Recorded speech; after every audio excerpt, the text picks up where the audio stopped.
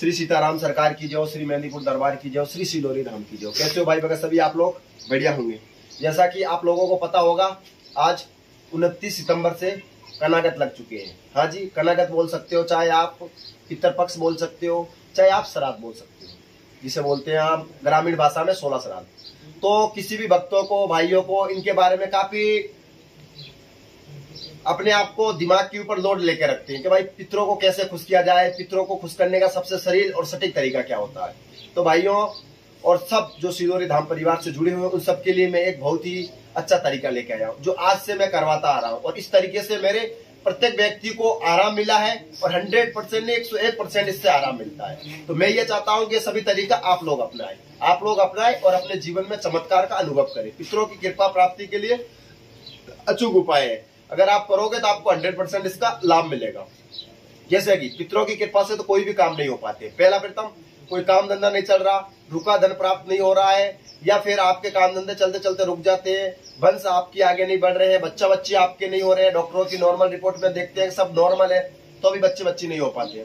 इन सभी चीजों को लेकर काफी समाज के अंदर भ्रांतियां बनी रहती है। कोई अनंतर अंतर देवताओं की पूजा करता है, जैसे कि काफी साधक होते हैं, साधना करते हैं, साधना उनकी सफल नहीं होती। मतलब ये होता है कि तुम्हारे पितर तुम्हारे से रूठते हैं। 100 बात की एक बात है, जब पितरों की कृपा नहीं होगी तो संसार के ऊपर कोई भी प्राणी हुआ, चाहे मनुष्य हुआ, चाहे देव हुआ, चाहे देवी हुई, आपके ऊपर कृपा नहीं कर सकता है। सर्वप्रथम पितर होते हैं। कितने तो ऐसे धर्म के ठेकेदार होते हैं जो बोलते हैं हमारे पितर नहीं होते, वो उनकी भ्रांतियां होती है, वो कम पढ़े लिखे होते हैं। वो आजकल की किताबें, लिखी हुई किताबें पढ़ लेते हैं और अपने आप को मान लेते हैं, मेरे दादाजी ने नहीं पूजा इसलिए हम नहीं पूजेंगे। अरे भैया, पितर तो सबके होते हैं। अब तुम्हारे दादाजी ने पूजा कि नहीं पूजा, उससे हमें क्या लेना देना।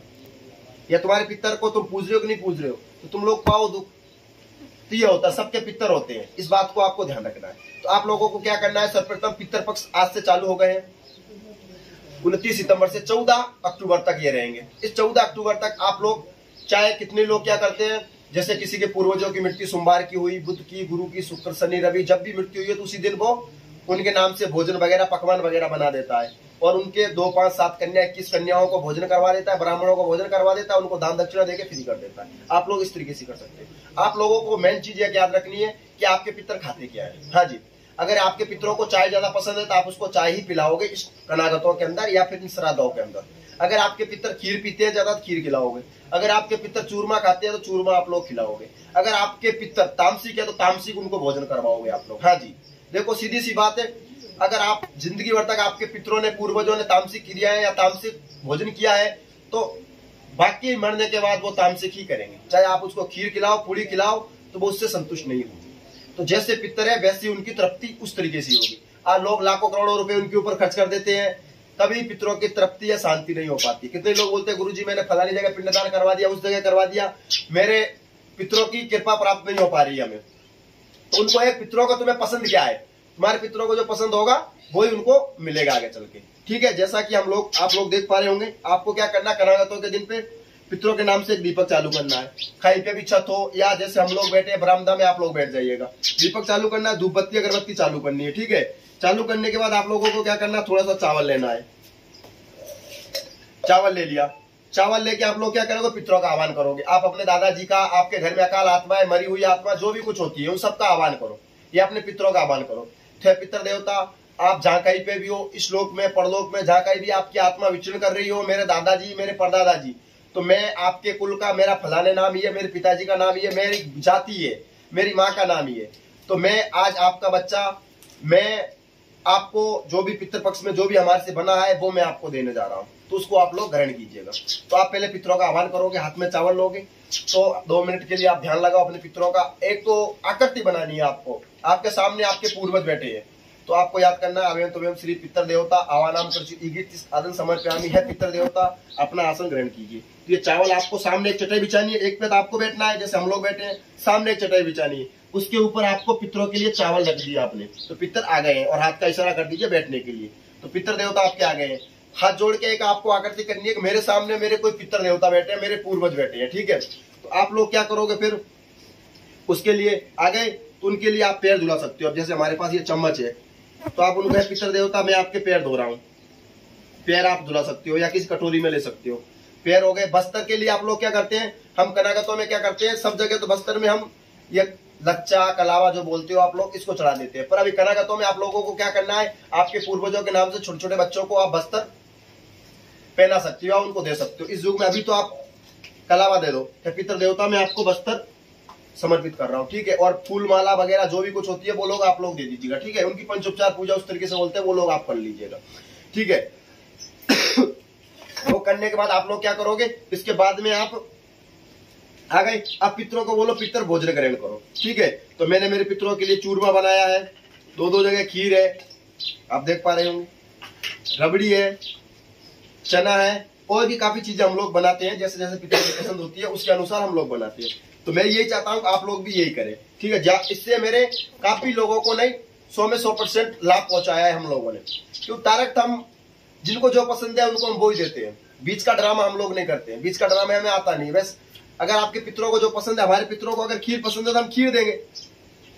अगर किसी के पितरों को तामसिक चीजें पसंद है तो वो तामसिक खिलाओ उसको भैया हो, अगर तामसिक नहीं खिलाओगे तो वो आपसे तरफ नहीं होंगे। किसी को चाय ज्यादा पीता था, अपन बोलते मेरे पूर्वज चाय ज्यादा पीते थे, तो आप उसको कनागतों के दिन या श्राद्धों के दिन चाय ज्यादा पिलाओ उनको, तो ठीक है। 15 दिन में आप 1 दिन कर सकते हो, 2 दिन कर सकते हो, 5 दिन पूजा कर सकते हो, ठीक है। तो आपको क्या करना है, सामने उपस्थित पितर देवता 5 मिनट आपको हाथ जोड़ने हैं, और आपके सारे क्वेश्चन जैसे आपको ध्यान करना है कि मेरे सामने कोई मेरे पूर्वज बैठे हैं, पूर्वजों को प्रणाम कीजिए, प्रणाम करके बोलना है कि मेरे पूर्वज, मेरे घर में ये समस्या है, घरे है, क्लेश है, काम धंधा संतान की रुकता काम, मतलब चलता चलता काम रुक जाता है, या पैसे अटक जाते हैं, कोर्ट कचेरी, घरे क्लेश, बच्चा बच्चियों की परेशानी या समस्या, कोई बीमारी, शारीरिक मानसिक तनाव, जो भी कुछ है वो सारी आप लोगों को बोल देना है। हे पितर देवता मेरे ऊपर कृपा करना, मैं एक आपके कुल का एक छोटा सा बच्चा हूँ, और अगर आप लोग हमारे ऊपर कृपा नहीं करेगा तो कौन करेगा, क्योंकि पितर सबके होते हैं, बस आप लोगों को समझने की जरूरत होती है। आप भागवत जी में सर्वप्रथम ही पितरों के बारे में जिक्र किया गया, प्रेतों के बारे में जिक्र किया गया,